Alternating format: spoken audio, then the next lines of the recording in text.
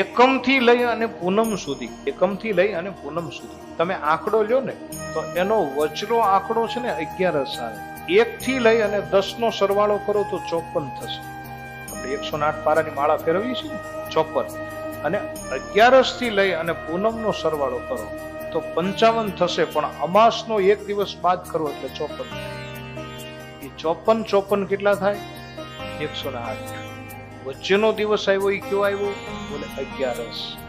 આપણે બધા, તમે અને હું બે, મારો આશ્રમ પણ દરિયાના કિનારે છો, તમે બધા પણ દમણ દરિયાના કિનારે. સમંદરની અંદર હલનચલન ક્યારે થાય? 11 પછી ભરતી થવાની હોય ત્યારે 11, 12, 13, 14 પૂનમ બહુ ઉફાન ઉપર હોય દરિયો. આપણા શરીરની અંદર પાણી કેટલું છે? આપણા શરીરની અંદર કેટલા ટકા પાણી છે? 75. 75% આપણા શરીરની અંદર પાણી છે. તો જે સમંદરની અંદર હલનચલન થાય છે એ જ આપણા શરીરની અંદર હલનચલન થાય છે.